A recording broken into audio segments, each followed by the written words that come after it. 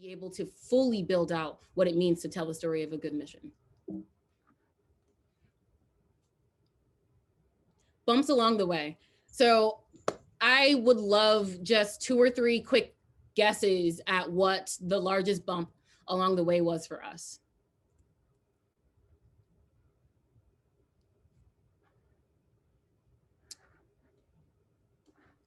Making your first hires. Making the first hire. Okay. Great. Marketing. Thank you for that. What was that? Was that marketing? Okay. First hires, marketing. One more. Funding. What was that? Funding. Funding. These are all fine guesses and actually up the alley of what I thought folks would say today. The reality is coronavirus, right? We launched an agency, a boutique agency that had to sort of hold our own ground in a field where people were already established, where there are huge firms, not just here in Connecticut, but in the entire 95 corridor, right? From New York to Boston, there are huge public relations and communications firms that we have had to hold our own against, and trying to build, actually, I'll say this, trying to build, market, and secure funding in the middle of a pandemic were all issues that I think were cemented in a way that if we launched just 1 year prior, we probably would not have had as many issues. But there were bumps along the way for us that, in association with the pandemic, felt like at times they were going to make or break us. And without being able to have that really secure team around us, we probably would not have been the thriving organization that we are today. And I just think it's funny because that was like one of the biggest bumps along the way for us was coronavirus. And people always think that it's, your first hire, or like, getting the word out there. So for us, the biggest piece, and now I'm going to dive into the 5 steps that I used to build the team. And 2 of them have nothing to do with building a team. The first one is building your culture, right? And so before I even had a full team, I sat back and I tried to decide what our culture was going to be at the Narrative Project. If people were going to show up to work with me on a day-to-day basis, I wanted to define what work with me looked like. And I wanted to define what work with other people might look like. And so I spent a lot of time thinking about things like, what our work day was going to be, what our work week was going to be. I spent time thinking about what time off was going to look like. And all of this was built around the sort of work-life balance I wanted to have. And so I dove into policies around time off, policies around coaching and performance. And when we got into, when I started to think about, how do I encourage growth and development, it led me to think about, performance improvement plans, right? And did I want to go the route of, a corporate business model where someone was put on a PIP and had to figure out how they were going to improve their performance over the course of 6 weeks. And if they weren't, they got the boot, right? Or again, work-life balance and what time off meant. Did I want to give folks, I used to work at Yale, so did I want to give folks the same sort of time off that I knew that Yale provided, which was effectively, 12 to 15 days a year, and, sick days to the amount of 6. And I think winter recess, I thought to myself, was that enough for people to feel rejuvenated and bringing their full selves to work? And since I didn't think it was, what the Narrative Project put together, and I sort of did this with a number of people sort of having focus groups around what would be your ideal workplace, and what would help you, what would help foster creativity and the freedom to create inside of a workplace. And I heard things like, benefits. We obviously need benefits. So, health, vision, dental sorts of things. We got that put together. Having, wanting to appeal to a young and innovative group. I actually was surprised when I heard things like, a 401k. We really do want a 401k. We want to invest in our futures. And so I put together, we secured opportunities for 401k packages for our staff. And when it came to thinking about time off, I thought to myself, as an employer, what does it cost me to give people a healthy amount of time off? And so we looked into some of the most innovative time off structures out there. We did a lot of research into things talked about in the Harvard Business Review and Wall Street Journal, and we tried to decide what was going to be the most appropriate step that would allow a young company that had to compete for innovative thinkers, compete with larger agencies. What could we actually provide people with? And so what we came up with was an unlimited PTO policy, which is rooted off of the idea that work is not a time or a place, work is a product. And as long as the team feels that they are able to and is able to meet their metrics and their goals, deadlines are rolling on time, and their support across all avenues, folks should be able to take off the time they need without impacting work. And so the culture that we created was a truly employee-centered culture, and that has really benefited us in the sense of having a healthy, well, and able to be creative team. And then for me, it was important to decide what type of leader I wanted to be, right? So after I decided what kind of culture I wanted, it was a great deal of thinking about, now inside this culture, who did I want to be? What kind of leader did I want to be to lead this team? And so inside of that, I thought about what were the things that I liked about leaders in the past, right?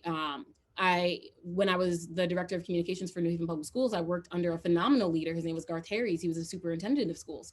And his sort of leading style was for you to lead, right? The way that I want to lead is for you to lead. I want to enable you to see yourself as a leader and come to me with not just problems, but solutions, and recommend the next steps forward. And I thought about leaders in the past, things in leaders in the past that I worked under that I didn't like. And I thought to myself, all right, well, if I have worked a job in the past where every day I was really excited to get up and learn something new from this leader, there was something about that job that I liked. So I'm going to pull something out of that leader that I appreciated, and I'm going to adopt it to my style. And I'm going to, if there was a job in the past that I really had a hard time getting up for, and getting out of bed was a really difficult thing for me, then there was something about that job that I didn't like. There was something about that leader or that community there that I didn't like. And I'm going to also build that into what kind of leader I want to be, so that I can be, again, thinking about what sort of culture I want to build. And so for this, I found through the Live and Learn consultancy group, 6 different leadership styles. Autocratic. The autocratic leadership style is as hands-off as possible, all the way leading, as hands-on as possible, all the way leading to coaching, which is as hands-off as possible.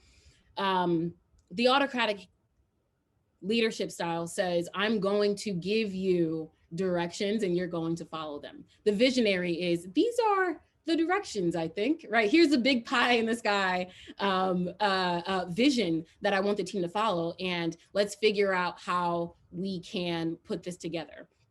But ultimately, this vision is mine, and we're going to move forward with it. Affiliative is effectively, I'm going to consult here and there. I'm going to consult, and I'm going to adapt as many pieces into what I'm thinking for my leadership, into what I'm thinking for my decision making, but ultimately the decision is still mine. Democratic leadership style is, what does everyone think? And everyone gets a say, and everyone gets a vote in how we're going to move forward. Pace setting is leading by example.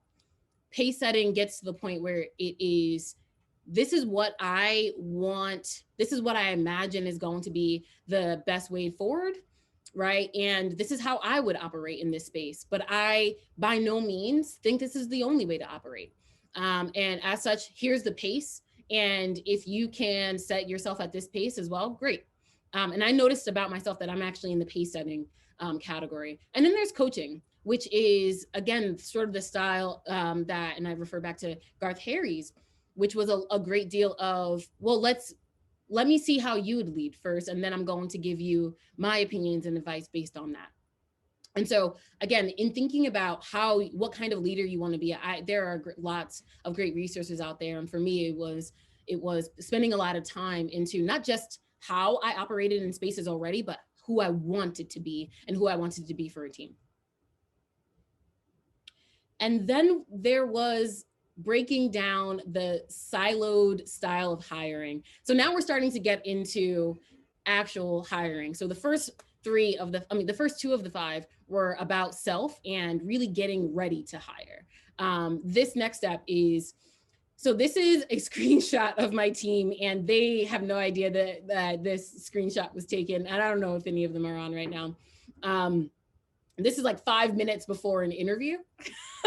And when I say break down siloed hiring, it really does come into the fact that I think that I am an expert in some things, right? When it comes to communications, when it comes to public relations and how to engage with people, I'm absolutely an expert in some things. When it comes to hiring, I do not claim to be an expert, right? And because I'm not an expert, I sort of rely on my team to say, to buy into the culture and take responsibility for creating it. And so we have 4 parts of our hiring process. The first part is an initial screening with our operations manager. Top right is Sarah. She does operations for us. Sarah will screen that person, and it'll be a short interview, around 20 minutes, 30 minutes at tops. And it is effectively figuring out what your skill set is, something that we can effectively, things that we can find out from the resume, and learning a little bit more, diving into your resume a little bit more, and giving you an opportunity to tell us about yourself. From there, she's also asking questions that will give her a line of sight into if she thinks they're going to be an asset to the team in the style of not skill set, right, but in the style of culture. Are you going to be an asset to the team and culture? Are you going to fit in here? And then she's also asking about, when can you start, and salary requirements, really getting the nuts and bolts ironed out in the beginning. We feel as though this is the most equitable way to conduct an entire hiring process. For us, we want to be as transparent as much as possible in the front end, because the last thing anyone wants to do is go through a 4 to 5 week hiring process and find out at the end that, oh, the salary that they're offering me was not what I thought this job was going to be. And now I've spent 5 weeks on this process. Now from there, she holds like 20 interviews, right? She creates a short list and she sends it over to me. From that short list, and I interview everybody on this short list. From that short list, I am looking for culture fit, and I'm diving in more so into your experience, but I'm diving in to things that you would otherwise not know to tell me. So I want to know about your transferable skills, right? I want to know what you're doing on your weekends. I want to know what your alignment to justice and what your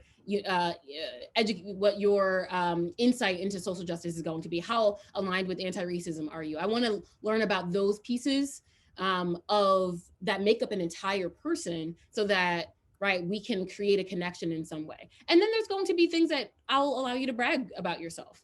And because, at this point in our agency, we're hiring folks that are 3 to 6 years in their career. And so on the earlier side, folks don't really know to brag about themselves in an interview. And so I'm really trying to pull that out and really get a sense of who they are. From there, we give everyone who decides to join our team, who's engaged in this hiring process, we send out a hiring project, and it's usually a scenario to sort of test and assess their strategic thinking. It might be some content creation, you name it. But then that 4th piece of the process is what this picture is here, and that's a group interview. And I found group interviews to be incredibly useful, because everyone on our team gets to meet everyone during their process, and it really creates a sense of camaraderie, but it also creates an investment, right? This reciprocal investment in the company culture. And so I think that I'm sort of looking at this photo and again, wishing that it's very clear that I'm the only person who was ready for this photo. And this was taken right before we had someone join our conversation for their first interview. And in this conversation, coaching the entire staff around, these are the things that we're looking for. We have a printed, not printed, we have a shared document where everyone has thrown in all of their questions for the candidate in advance, where we already know what everyone's going to ask. We already know, how to supplement questions and follow-up questions and really build off of each other's line of questioning. And then from there, after the interviews are over, we all debrief. And while the decision still sort of comes down to myself and the senior leadership team, it's really important, I've found, for the team to have a say. It's really important for me as a decision maker here to know exactly what the team is going to say. And I think,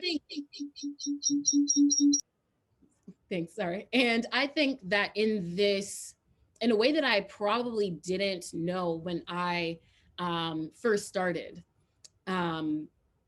it's also really important for the person going through the interview process to get to know who could be their potential teammates, right? An interview process isn't just about how well does this person fit our team.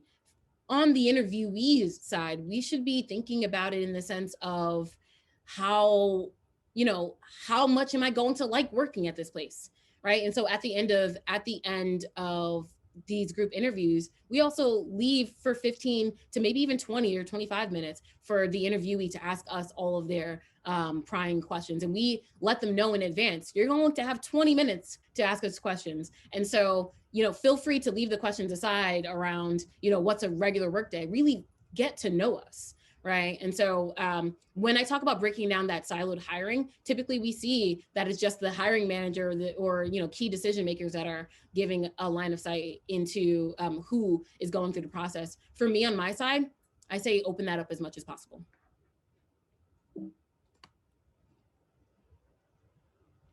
And then there is thinking outside the box. This is a really interesting piece because we are a public relations and communications agency. But to think outside the box, particularly in saying that in our first year, our largest hurdle was a global pandemic. The thing that impacted hiring the most was just that. It was finding talent inside of a global pandemic, because at the beginning of the pandemic, and I'll give you an example, in March last year, we offered a young woman an opportunity to join our team. And it seemed like it was going to be a great fit. Everyone loved her. She loved us. She had come in for her, actually come into our location because we were still doing things in person at that time. She had come in, it was going to be great. We were waiting on one new contract to come in, and it was going to be a done deal. 3 weeks later, she turned down the role because we were in the middle of a pandemic and the evidence of an economic downturn was upon us, right? And the Narrative Project is a startup. It was a huge risk to leave the security of a job for another one, even though, and these were two things that were going to be true, it would have been a better title and a higher salary. Even though those two things were true, it was hard on her part to justify leaving the security of an established organization to come to a startup. And so finding talent inside of a pandemic has been really interesting. And I'm going to give you some insight into who builds up our team. I am really embarrassed about this slide because I was telling Ellen right before, I was like, I'm finishing this presentation right now. I haven't had time to get into it. So a couple things that I need to highlight. Reporter, top right, and lower left is Army photojournalist. Now, because I was typing these things right before I'm finishing up this exact slide. Ashley Needlesball is our senior account manager, and she is phenomenal. She's my right hand. She's been with us for 2 years. She has she is formerly trained as a communications professional. She has a degree from Drexel in communications and spent some time doing marketing in Pennsylvania. But when she moved to New Haven and wasn't able to find a job, she spent 2 years as a baker, right? Next to her is Azima Abbas, who is our social media and design manager. She spent time, she's formerly trained as an anthropologist and got her degree from from UConn as an anthropologist. And she has been spending the last few years working as a freelancer and sort of self-employed doing social media work and really tying being able to show companies that through line from anthropology, being able to understand how we connect socially and putting that, looking at social media through the lens of anthropology. So that's been really useful for us. So she manages our social media. Vibe setter, I put vibe setter here because this is Fabiana Rendon. Fabiana is a content creator in so many ways and has been in public relations for a while. She's pretty young in her career, but when she first jumped into one of her first interviews with us, she introduced herself as a vibe setter. And that was the most innovative thing I have ever seen because it broke down all of those common norms of interviewing. It said that if I've gotten to this point of the interview, there's something about me that you already like. And so I'm going to bring my full self to the interview as I would bring my full self to work. This is Aaron Johnson. We call him Coach. He was a sports reporter.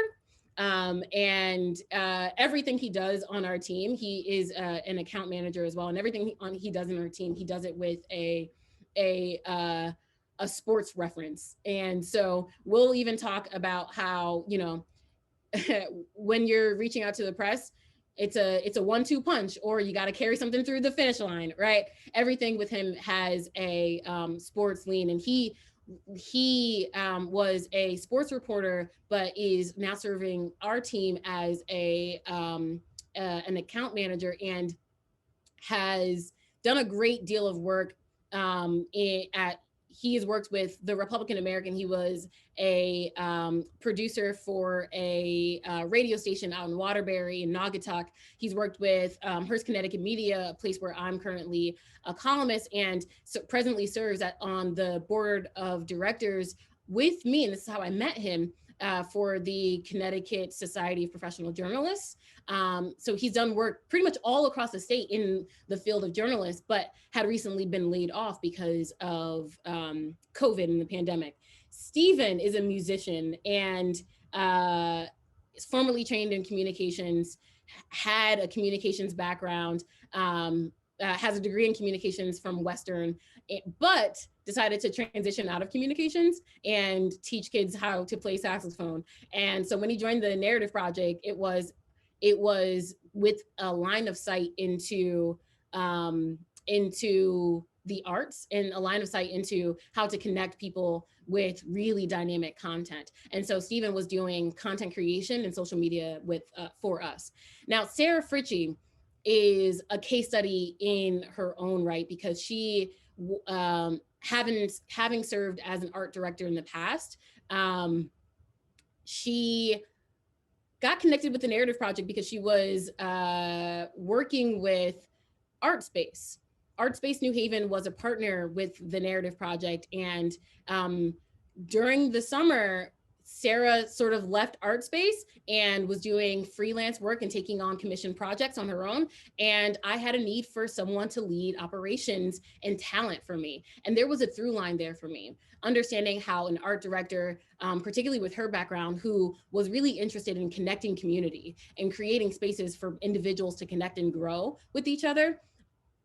I saw, one, the leadership opportunities, considering that she was an art director, right? So understanding that she is not an entry level or mid-level, she was pretty far along in her career that I could feel comfortable having her lead the team for the team's operations. But then that talent piece, because she's talent and operations, right? So that talent piece, the through line that I saw in her background around community building and creating space for people to lead and grow together. For me, I said that's who I want leading our professional development opportunities for our staff. Right, someone who can see opportunities for growth within a community can certainly see opportunities for growth within a small team culture.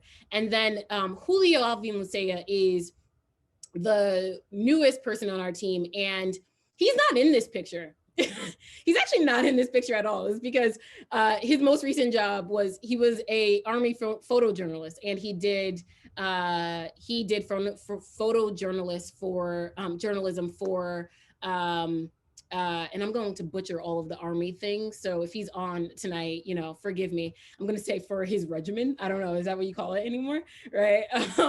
So one thing I knew about him, he had a background in communications, a background in public relations, and he did public relations and community engagement for his sector in the Army. Right.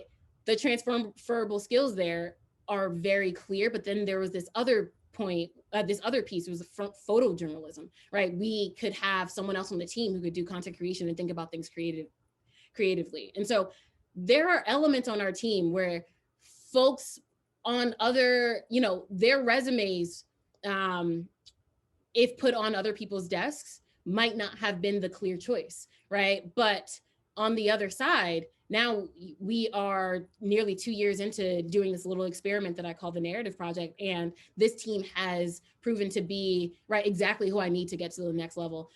Thinking about transferable skills from, what someone may have been doing to what someone can be doing has proven to be really great for us. But also, if you're thinking about equity, is probably the only way to ensure that you are establishing a culture of equity, right? Because when it comes to being an anti-racist organization, we have to think about the individuals whose resumes aren't as polished as some of the individuals who had every opportunity handed to them. In thinking about a tech talk recently, would you hire the silver spoon or would you hire the scrapper? And we talked about this on our team recently, and effectively, I asked at the end of the conversation, do you think this is a team of silver spoons or do you think this is a team of scrappers? And unanimously, the entire team thought of us as scrappers. So this is a big piece. Step 5 is identify gaps and fill them. Right now, I'm hiring for a content strategist because the folks that I have out on my team cover social media and community engagement, account management. So they are strategists for the account manager on the account management level. They work directly with organizations that we work with, right? We have account associates that work directly with the account managers. And then we have the social media and design team. But on that last page, you saw Stephen. This past Friday was Stephen's last day. And Stephen is transitioning off of the team to actually apply some of the skill set that he learned at the Narrative Project to his next role in communications, right? And so we have this opportunity to hire a new person, and Stephen has been with us since last January, so he's been with us for more than a year, and with last Friday being his last day. For me now, as a company owner, I have this opportunity to sit back and say, what am I missing? Right? I have an opportunity to say, is there anything on my team that can be bolstered, can be strengthened or supported in any way? And I now can build out a job description that says specifically, we need this gap filled, right? And in so doing, that's not just a me project, that is a we project, right? That is coming to the team saying, we're building out a new job description for a content strategist. What should we be looking for from your points of view and from thinking about the work that we've done in our company for the last, let's call it 6 months? What do we need, right? And so this is a piece that I think in our first 6 months, we didn't do well, or we thought we did very well, right? We said, okay, well, I need someone to do our day-to-day. So we hired this one. And the reality is, Doing it that way, where you are making hasty decisions in your hiring, will not work out. While we have a team of 8 today, I will say that we have in our first year made hires and transitioned people off our team because it just didn't work out well, because we didn't think about the gaps that we needed to fill in advance. And when we had folks who we thought were going to be really right for the team, it turned out that they weren't going to be really right for the team. And so this is my biggest piece of advice: identify those gaps and fill them accordingly, and do that work before you start hiring people. We find ourselves to be in the sort of situation where, because you know you need capacity, you need additional bandwidth, you start immediately hiring and think that anyone will do. My advice to everyone listening is absolutely take a different route. Write down all of the lessons that you've learned along the way. Tap into the knowledge of the people that you've worked with, tap into the knowledge of your network broadly, and really try to figure out, well, at this stage of my company, what would be the next step? So from here, what we did is we built out an org chart that was one part realistic, where we are right now, and then one part aspirational, where we need to be. My next hire will be X, the hire after that will be Z, right? And so our org chart presently has the hires we're going to make in spring 2021, the hires we're going to make in summer 2021 through to the end of the year. Specifically because, one, we already know that we're going to continue growing, and it is, we owe it to ourselves to plan ahead for what that growth can look like. And so for us, the big picture ended up being what our org chart looks like. And after I'm finished with the presentation, if anyone's interested in that, I'm happy to show you what our org chart eventually ended up looking like. And then rinse and repeat. And sort of what does that mean, right? This is an ongoing process. And step one was decide your culture, right? In deciding your culture, once you get all the way to step 5, when you're filling out gaps, first you started with deciding what your culture is going to be. Now you're thinking about filling out those specific gaps. You get to this point where you're like, what do I do now? The narrative project is in part called a project because the learning is ongoing, right? You never, ever stop. You should never, ever stop learning how to be a great leader. You should never, ever stop learning how to fill in those gaps, or how to appropriate transferable skill sets, or how to build your culture and what your culture needs, right? All of those things should be an ongoing process. And if you pluck and play with any of these steps and move them out of the order, what I will say is that's absolutely fine. My recommendation would be put a great deal of intention into culture first, and anything else can change from there. But remember that the process is ongoing, and you should adopt a culture of continuous improvement, right? Never get to the end and feel like you're done, because the work always continues to the next day. And that's the end of my presentation. I'm happy to share my our org chart if anyone's interested. And again, I apologize. I can't tell where the Zoom screen share button is. It sort of disappeared off my screen. It should be at the bottom. Okay, so it disappeared behind the screen. So I'm happy to show our org chart if anyone is interested, but I figured we would leave some time for questions and to engage as much as possible. I see that the chat feature is open as well, and I haven't checked in on that yet. Yeah, I actually have been keeping an eye on it. Thank you so much, Mercy. That was fantastic. I've been keeping an eye on the chat, and we have a few questions, and of course interest in the org chart as well. I know Jimmy asked a question: should leaders promote optimism and resilience rather than realism and pragmatism, or does it depend on the circumstances and the industry? Okay, so optimism and resilience. I'm going to pull this back up because I want to see them side by side. Realism and pragmatism. Okay. This was an either or question, and I'm going to answer yes, specifically because I don't think we get into the space of, well, it's either or, we have to do this or we have to do this, and we don't have space for both. And I've spent a great deal of time thinking about this exact thing, whereas actually why not both, right? I think that optimism, the intersection at the intersection of optimism and realism is an amazing goal, right? If you spend time thinking about what you can achieve and what you want to achieve, there's some space in there for you to actually stretch your legs, right? And so I don't actually think those two things are in opposition. And I think that a great deal of how we've operated in the last year, how we built out our org chart, is based in both realism and optimism, right? This is one of the last things I said, that our org chart is, one part realistic and one part aspirational. I think that we should always be moving in that direction. The optimism keeps us moving forward. The realism says, what can we do today? And I think those two things are really important to keep balanced. Amazing. Fanta had a question. How do you decide what roles are worth full-time hiring versus contracting? Sure. Cost.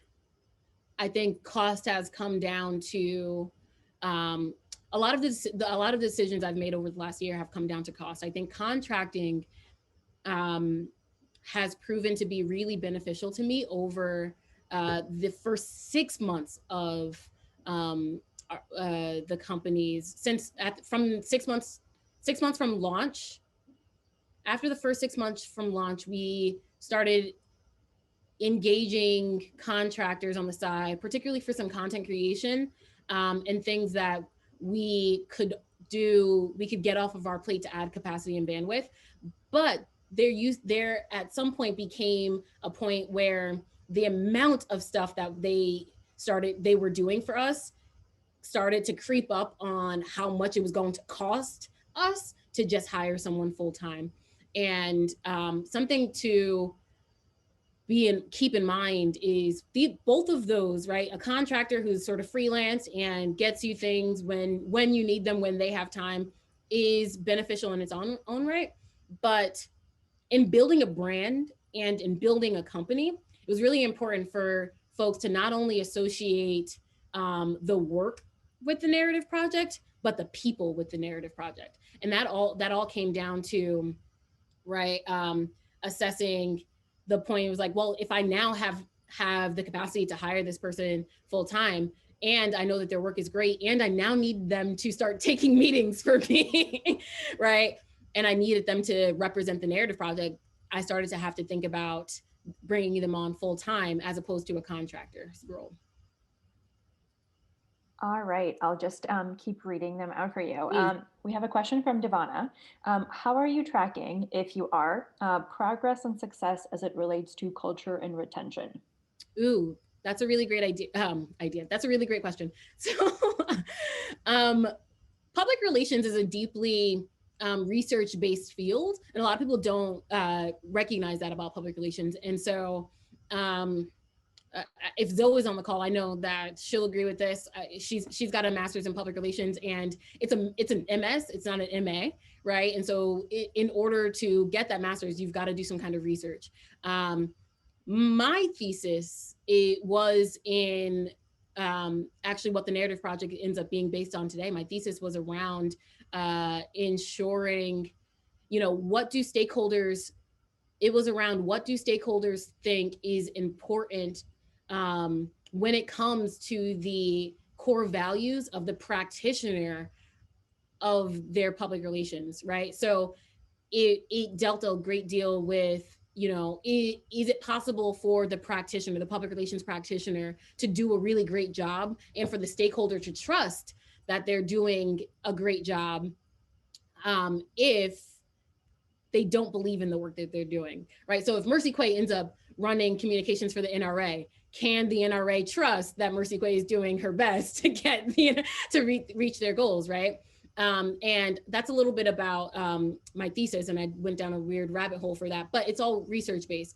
And so to answer the question, we study our staff, right? And so we sent out surveys to the folks that we have interviewed even the ones that we didn't hire because we want to improve our interviewing process.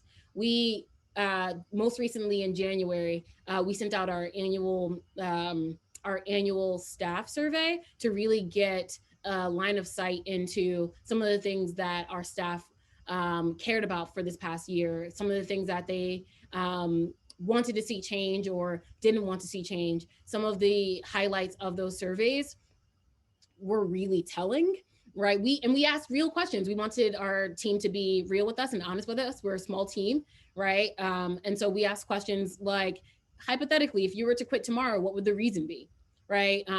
Or would you, if you were to recommend the narrative project, what would be the first reason why, right? And we asked questions that were both qualitative and quantitative because we wanted to get a really good line of sight into what our staff was thinking. We're going to continue those surveys of our staff, right, on a semi-annual basis. So in 6 months, we're going to measure the growth that we've seen. I would say that my staff, and I almost wonder if they were just showing off, but to that question, hypothetically, if you were to resign tomorrow, what would the reason be? One of the staff members answered, if I was offered a spot on a colony on Mars, I would probably leave then, right? So to give you a line of sight into the kind of culture we've created, the staff has shown us that they're really happy in a lot of ways, and we don't take that for granted, and we want to keep working on that, and we want to keep implementing the feedback that they give us.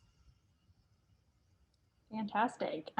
Thank you so much. And speaking of surveys, since feedback is important, I dropped the Tsai City one for our attendees, so don't leave before you copy that URL. A few more questions, and thank you so much for answering these. A question from Gregory. How do you determine your metrics and deliverables for each employee? What goes into your thinking for setting those? Yeah, so we have annual goals. And I thought a great deal about how I wanted my annual goal process to be. After the first 90 days with that staff member on board, right? They have their goals for the first 90 days. But then after that first 90 days, we start looking at what are your goals for the year? And all of our goals are rooted in our core values. So we have a core value of social justice through anti-racism. So what is the goal for you for the entirety of the year that's going to be rooted in this core value? Or continuous improvement and innovation. What is the goal that you're going to set aside for the entire year that's going to help you meet not just that tangible goal in your work, but that goal in your work that's rooted in our core value, right? And I wanted those two things to be closely tethered because I wanted our core values to pop up at every point in our culture where they could. And we, on a semi-annual basis, so every 6 months, come in to review progress towards those goals, right? So here's how you're doing. Here's a formal evaluation. In 6 months, here's how you're doing. Here's a formal evaluation, right? But you don't just get 6 months in between. I found, particularly in the places that I've worked before I was running a business, in the places that I worked, 6 months in between didn't give me a lot of space to figure out what I was doing poorly or needed to improve on in the interim. And so I implemented production week at the end of each month. It's 1 week long where we minimize meetings as much as possible. And this is production week. This is 1 week where we get to increase production for the organizations that we work with, but as well as production internally for our staff. And so we minimize meetings to increase production. And during that week, since we have a reduced meeting schedule, all of the managers, I don't manage everyone on my team, but all of the managers will meet with their direct reports and check in just on a once monthly basis. We just check in and say, all right, how do you feel you're doing on these goals and where do you want support? And it's a great deal of self-leadership. We're trying to equip folks to take ownership and responsibility into their growth and development. And so the managers are encouraged to come to the conversations with a line of sight into where folks need to improve, but the staff is as well, right? Come into this meeting with a line of sight into where you feel you need to improve over the course of the next month, because we get to have another check-in at that in another month.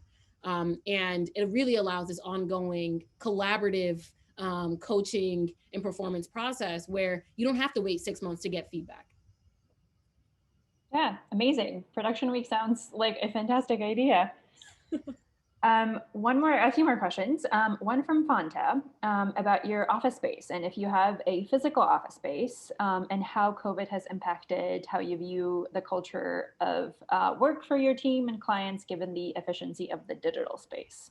Yeah. So the first answer is yes, we have a physical space. It is located next door to City Hall downtown. If anyone wants to come by and see it, you're welcome to. No one's there right now. And we've sort of fashioned it in a sense of a bullpen where there is a conference room, and in huge black letters in the conference room, it says create on the wall. And there are like 6 principles of creation and team collaboration. And, I came from working in a newsroom. And so I've got TVs on the wall where the news is up at all times. And we've got independent working spaces, and everyone has their desk, and a quiet working spaces. I wanted our physical space to feel as innovative as I wanted everyone to be. And I think that we got as close as we could in the space that we're in. Ultimately, it still is an office building from the industrial age. And so we're doing what we can with that space, right? No one is there, and hasn't been since October.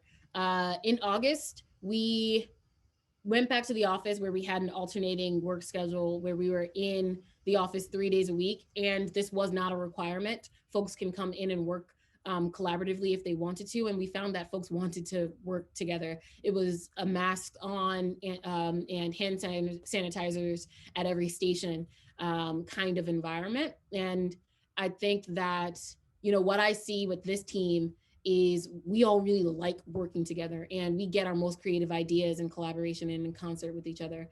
And so our physical space has been really useful. And so unlike, Google or Apple or any of the organizations who are thinking about downsizing and really, closing their physical doors, I don't think that we're going to do that. I think what we're going to do is remain in an optional remote space.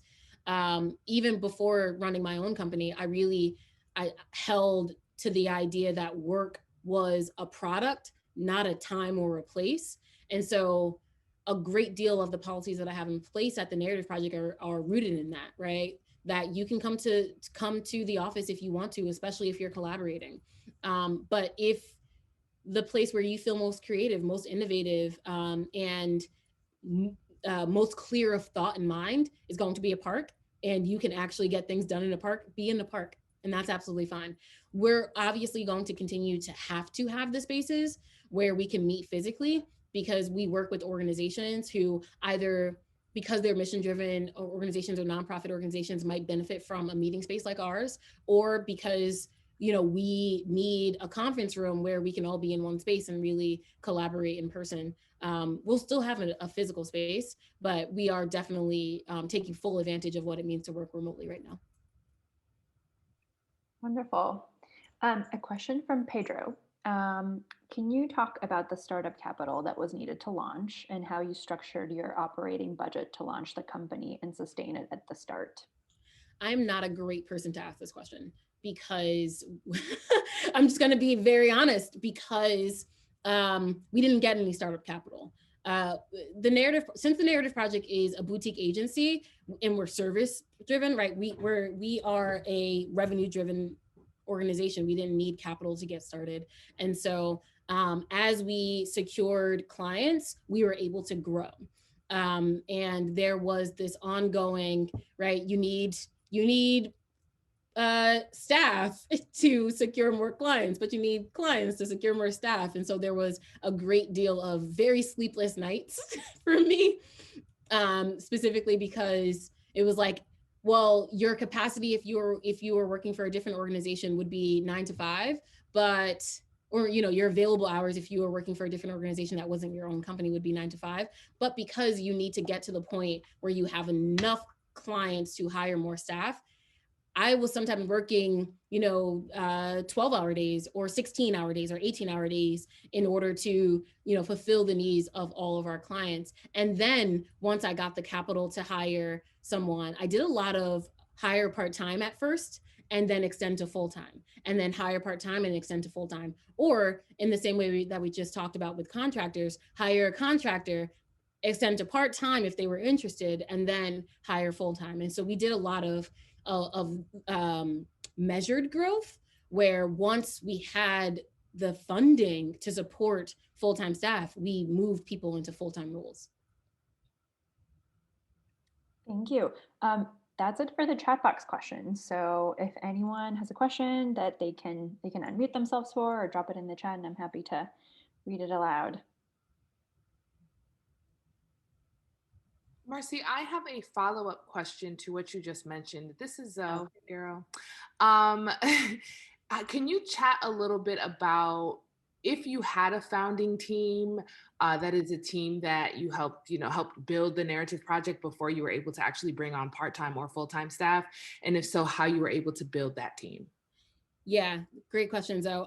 Ashley was on my founding team, and it was, so while she was a baker, she was baking, I mean, these amazing cakes. She baked my wedding cake and everything. Like, she was an amazing baker, a phenomenal baker.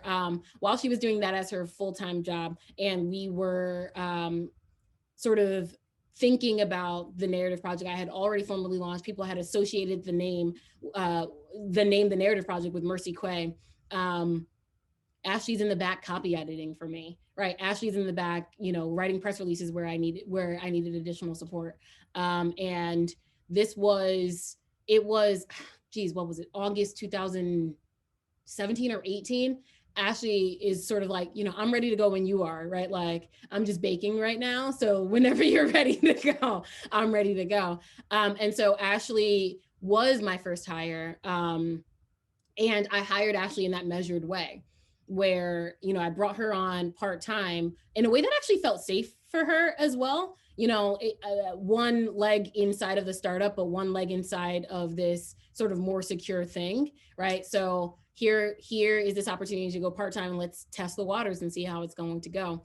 And it was about a month later, I was like, all right, well, now I need you full-time. And so she was able to leave her job full-time and come to the narrative project. Ashley has been with us. She's the oldest, most, I'll say senior, actually. She's the most senior member of our team, and has been with me, is the only person on the team that was on the team when we launched on October, like we did our public launch event, October 10th, 2019.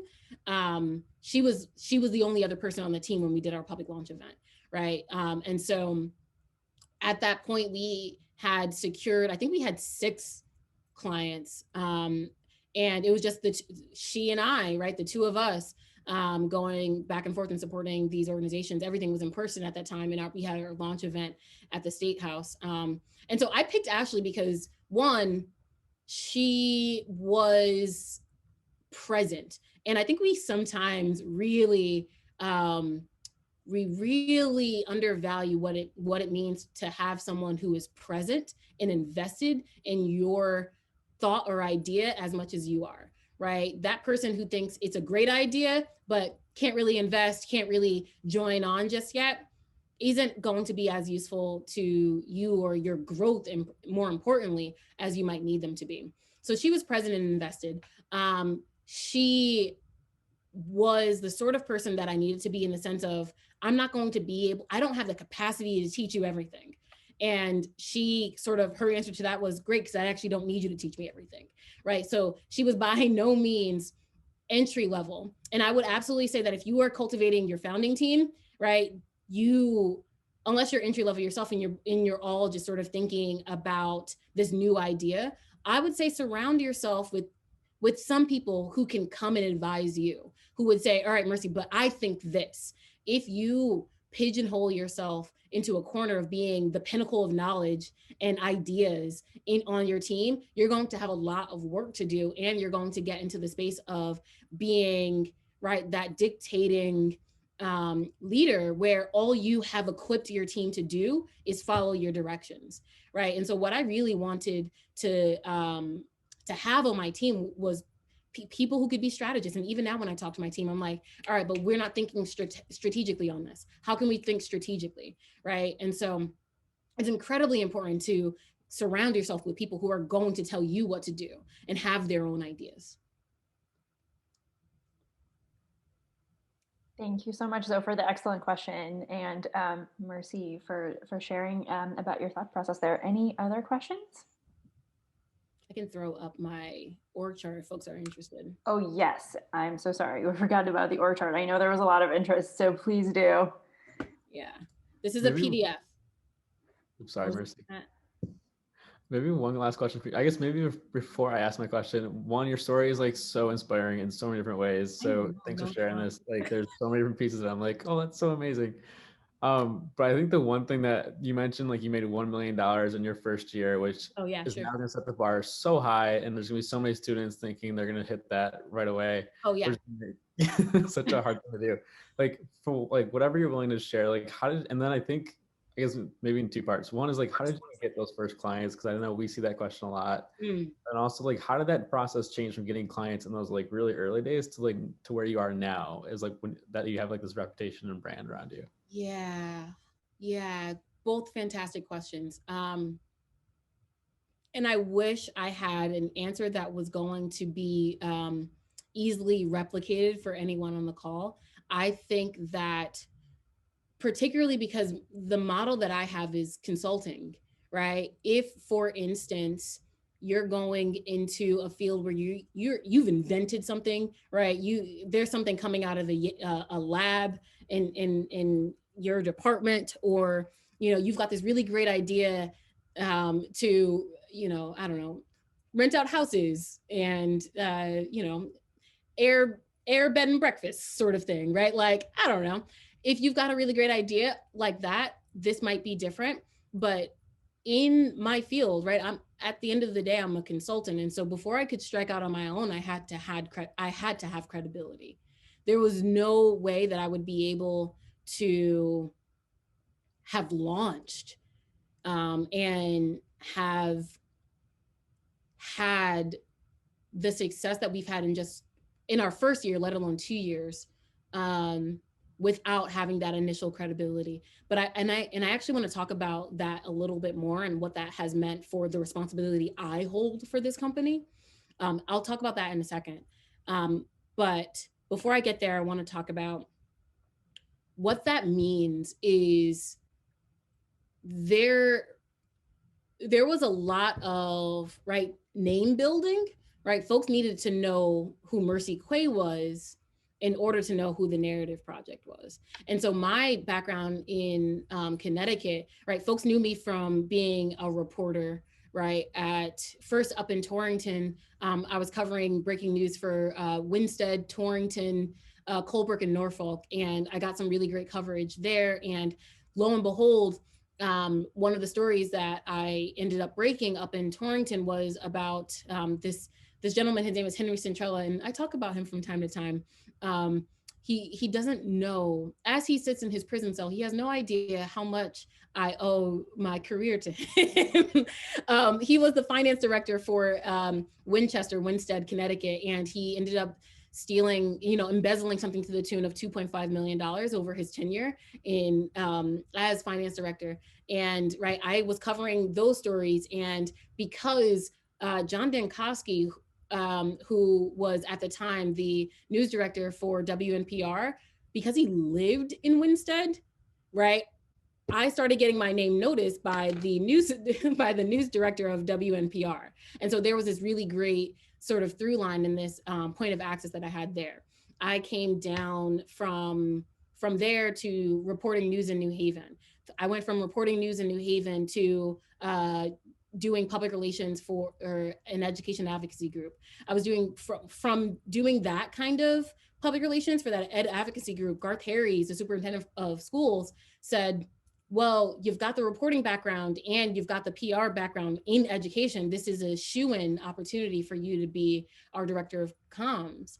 And so there was a lot of name building that I had to do in advance for folks to trust my advice, right? And that's a particular for consulting, because at the end of the day, the work that I'm doing is telling people what to do. And so I have to have some kind of credibility in order for people to trust that, right? So some of that is easy to replicate. Some of that is definitely not. But I will say, if you are jumping into this, if you are going, straight from the classroom to consulting, and this is what I tell my students, because I also teach at Southern, you still have to establish your credibility, and I still have to establish my credibility even in this role. And so adopting that culture of continuous improvement, which is one of our core values, has to be an everyday practice for you, an everyday project for you, where folks can trust your insight because you have been able to back it up with research, because you consistently have your finger to the pulse of the best practices in the field, right? If there's nothing that you can show in your actual on paper experience, then you need to be able to show that you are staying up to date with what the field has going on right now. And then the piece that I said I was going to come back to about the sort of responsibility, it has forced me in building this community. I mean, in this company, and building this company, is in the first year, every client that we got came to me because they knew me. And it made it almost impossible for me to reason with them that other folks on my team were also really great to work with. And so it created this space where I had to loan my credibility to my staff to say, well, I only have so many hours in the day, and the way that we make this sustainable is developing a team to be able to bring these pieces forward. And I was meeting with a gentleman who was, and at that time, I guess I didn't quite even realize he was interviewing me for this, but was interviewing me to take on the PR consulting and the comms that he knew that one of the organizations that he managed through Dahlia Philanthropies needed. I had a lunch meeting with him, and he asked this very poignant question. He said, how do you scale a company that was largely built on your name, right? And the amount of responsibility that put on me. And we recently had a staff retreat and the facilitator asked, what has been the thing that has worked for you? She asked the entire team, what's the thing that is working for you? What worked for you all last year that that we have to keep doing? And the team said, well, Mercy's working for us, right? Mercy's reputation is working for us. And so it's great. And it's great in a lot of ways, in that it made that first year of securing clients really easy. People wanted to work with me directly, but it made it really challenging because people wanted to work with me directly. And it meant that, creating a space, creating a company where people trusted the expertise and insight and credibility of the rest of my staff was a work in progress, and sort of still is.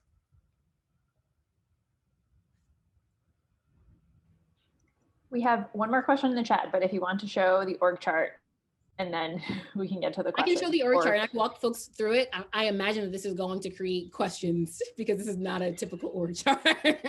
So I can do it in either direction. If you want to grab the question first. Yeah. Yeah, we have a question from Angela of Salute for Style, who asks, how about someone who is a seasoned consultant and needs to pivot and hone in on my narrative from over 2 decades on education /X, which I think is experience.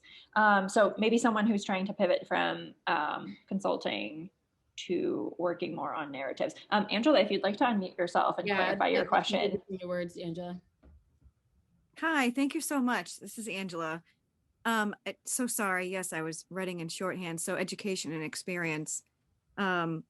Seasoned entrepreneur and turned into consulting. Like you said, it was a direct connection to work with me because of my experience. I'm now in that third phase.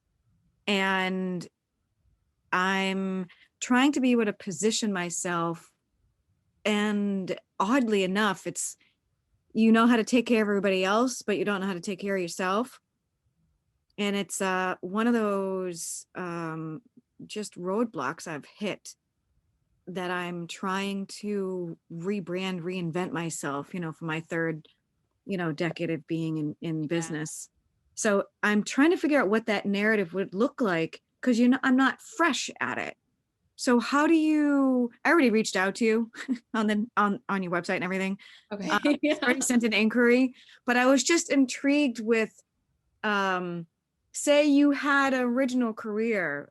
For me, I was a restaurateur. I owned 5 different restaurants, and then transitioned into doing consulting and went back to school, and at Yale, actually, just because I honestly didn't know what I was doing. I didn't think I knew enough, ironically. So I went back to school for grad work, and it gave me the confidence to do it. And then I had an amazing another 10 years of a career. But to that original question about that transition over to not all being in the office again anymore, and figuring out what your company is going to look like, I'm now trying to figure that out. And I've always been in nonprofit. I've always been in for-profit. I kind of feel like I don't want to wear the 2 hats separately from each other. I'd like to put them together finally. So I'd like to have one company that has both together. And I'm just intrigued with how I could present myself with so much history and education. How would you give a narrative for that versus starting out? I know there's a lot of questions in that one question. So many questions. But I think I don't even know how to ask the question. I think I'm even in that idea space of trying to verbalize it, to be honest. Yeah. So the thing that I think that communications is useful for is a moment just like this, where you've got more questions than you have answers, right? And I don't quite know how to answer yours. I think that for me, having a breadth of experience over 2 decades, and you're making a pivot, the thing that is going to be really, really important is for you to clearly define what you are uniquely qualified to do, right? I think that for the narrative project, the thing that has given us an edge, and to Matt's point, the thing that has that allowed us to secure nearly $1 million in revenue in our first year, was because we said very clearly, we are uniquely qualified to do this specific style of communications and public relations, right? And so what I say to the organizations that we work with, and what I say to even our staff internally, is define your lane and stay in it. There's no need to swerve. Once you define that lane, and that this is the turning lane, and we're not turning yet, so I don't need that lane. This is the merging lane, and I'm not merging, right? I'm not redefining what I'm doing, so I don't need that lane yet. You can stay neatly situated in your lane and stay in it, right? Don't swerve in and out of it, right? Figure out what you do and what you do well. And I would also say, right, you said narrative, and I mean, very clearly, I love the word narrative, but figure out that exact narrative that says, I am uniquely qualified to do this. I do this very specific thing. If you need someone to do that thing, I'm not your girl. And I say that when I'm in prospecting meetings, when I'm in discovery meetings with organizations all the time, when they say, okay, well, what we need is this exact thing. We need this and we need this. I'm like, we don't do that, right? So also being able to say no very clearly to the things that you don't do, to the things that you don't want to do, really helps you create that firmly situated value around the things you do. And so I guess that would be the piece of advice. Define your narrative, define what you are uniquely qualified to do, create your lane and stay in it, and then say no to the things that aren't in that lane. Was that helpful, Angela?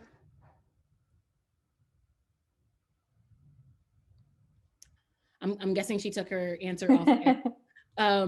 Nope, I was chatting away. So what I'm hearing is, because I've had a couple of different lanes that have never intersected before, I think I might have to go back to my original question of, like you said, what do I actually want? So if I'm wanting one thing, but I'm not making the decisions to go there, then I need to probably reevaluate what I want then. Okay. Yeah, that's an important piece, right? I think Yeah. that you have to be able to answer that question. Mm-hmm. What do you want to be true about your company? What do you want folks to know to be true about the work that you do? Okay, so I know we're hitting over time. I'm going to share two things. This was our org chart. It is boring, right? This says, what does it say? This is org chart. This is probably from last summer, our org chart from last summer. And then I had to go back to the drawing board, and one, I wanted to flatten it out a great deal. I didn't want an org chart that felt hierarchical this way, because in our work and in everything that we do with the organizations that we work with, we try to dismantle those hierarchies as much as possible. And so I went and established this org chart, which says specifically, we are not a hierarchical organization. We are a collaborative organization. This is what a flat org chart can look like. And in here, there's a few things that we did. One, I identified who our senior leadership team was by filling in those colors. Then I identified the organizations, the roles that were either recently transitioned into or vacant by creating those dots. And then I created, right, that relationship. These lines here say who report to me directly, right? So the folks in this center report to me, but the folks elsewhere don't report to me. And some of these roles that you see that are vacant now have been filled in other ways, but we flattened our org chart as much as possible. One, because I am not a superhero and I cannot manage everyone. And it's really important that you break down what your management is going to be, right? And so if you are still a managing employee of your organization, which is sort of, right, you're doing work, but you're also managing people, then you need to be able to split up the ratio of your time to be 70-30. If you are managing people, make sure that 30% of your time is managing people, or 70% of your time is doing the actual work. And if that's the case, then how are you going to break down that 30? Or is it 60-40? Do you want to have a more evenly split? But it really can't be 50-50, right? That 50-50 split will leave you competing for time in one of those categories. It will leave you saying, no, I think I'm doing this in a balanced way where, right, like my staff gets as much of me as, the actual work does. And that is never the case. You need to be able to say what is going to be the monster that you feed most often, right? And I don't mean to call my staff monsters, but like, what's the monster you're going to feed most often? Because you need to be able to put the most attention and bandwidth into that bucket and create structure around the second bucket as well. And so for me, that was really important to build out the staff structure that way. This, for me, is also representative of my leadership style, which is very much coaching. The category that I was in was leading by example, right? That's the one that I pointed to, but this is sort of coaching. We are all on the same level here. We all have a say. I think there's ultimately a decision-making team, right? That needs to be known and needs to be clear with your entire staff. If there's a decision-making team, let your staff know in advance who's on that decision-making team. If there is a hierarchy of any way, if there's a management system, a manager stream, let your team know that in advance as well. And I see Fanta has a question here. How does a flat org chart relate to pay, if at all? It doesn't. In some organizations it does, but ultimately it doesn't, because this doesn't say anything about what sort of rising through the ranks of the organization means, right? So our entry level position is an account manager. I'm sorry, an account associate, right? So you can easily move from account associate to account manager, and that has a pay raise. But that has nothing to do with the flat structure of the organization, in that your responsibility changes, but the style of the organization still doesn't change. We are still, a collaborative work culture, what I like to call a liberated work culture, where people get to decide what they need to best do and perform the work, right? Or the flat work culture has to do with who we are, not who that individual is or how much they get paid. Thank you so much, Mercy. We are approaching the end, so I would like to give you a round of applause or silent applause. Thank you so much. I think I speak for everyone when I say that this was truly wonderful and inspiring and above and beyond. I'm definitely leaving this event and workshop with a lot of fantastic ideas. Thank you for sharing your time, and everyone, thank you for being such an engaged audience. Thank you so much. Have a great one, guys.